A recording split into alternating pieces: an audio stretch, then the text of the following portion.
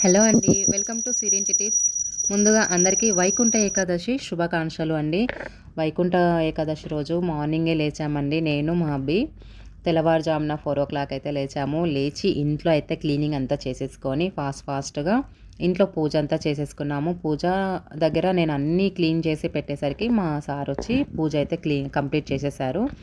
చేసిన తర్వాత తెల్లవారుజాముననే టెంపుల్‌కెళ్ళాలి కదా! సో, అందుకనే నేను మా సార్ అయితే ఇద్దరమే వెళ్తున్నాం. పిల్లల్ని అయితే తీసుకెళ్ళలేదు. ఎందుకంటే బయట చాలా చలిగా ఉంది. చూడండి, బయట రోడ్ పైన అయితే ఎవ్వరూ లేరు. ఇంకా మా కాలనీలో అయితే ఎవ్వరూ లేవలేదండి. చాలా చీకటిగా ఉంది. ఇద్దరమే వెళ్తున్నాము. వెళ్ళేసరికి ఎవ్వరు ఉండరులే అనుకున్నాను టెంపుల్‌లో. నేను వెళ్ళేసరికి చాలామంది అయితే ఉన్నారు జనాలు. మళ్ళీ కొంచెం మార్నింగ్ 6 అలా 7కి వెళ్తే చాలామంది ఉంటారు కదా అని నేను మార్నింగ్ టైంలోనే వెళ్ళాము. వెంకటేశ్వర స్వామి టెంపుల్‌కైతే వెళ్ళాము.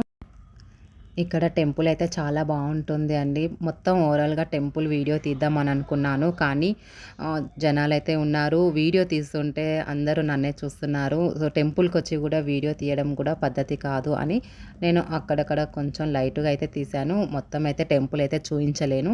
ఇలా గుడి చుట్టూ ప్రదక్షిణలు చేసుకున్న తర్వాత ఇక్కడ జమ్మి చెట్టు ఉంది అండి. ఉసిరి చెట్టు, జమ్మి చెట్టు 2 కలిపి ఉన్నాయి.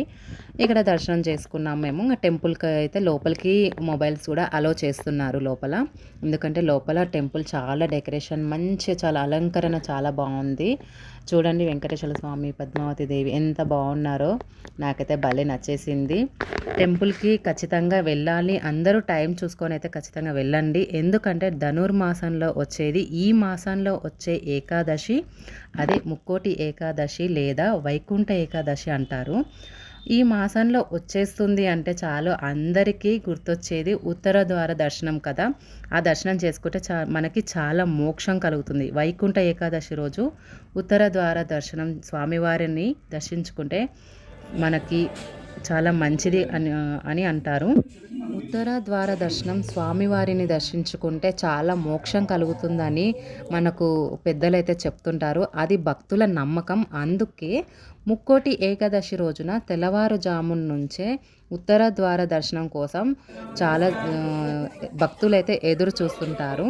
శ్రీ మహావిష్ణువు వైకుంఠం నుంచి 3 కోట్ల దేవతలతో కలిసి భూలోకానికి దిగి వచ్చినట్లు చెబుతున్నారు పెద్దలు.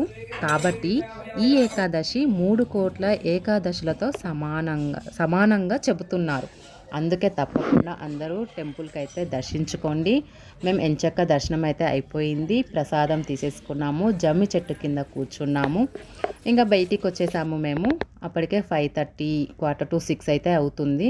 బయట ఇంకా జనాలు అయితే వస్తున్నారు. అప్పుడే స్టార్ట్ అవుతున్నారు. మేము ఇంకా ఇంటికి వెళ్తున్నాము. ఇంటికి వెళ్తే పిల్లలైతే పడుకున్నారు కదా, వాళ్ళని లేపి మళ్ళీ స్కూల్కి కూడా స్టార్ట్ అవ్వాలి మేము.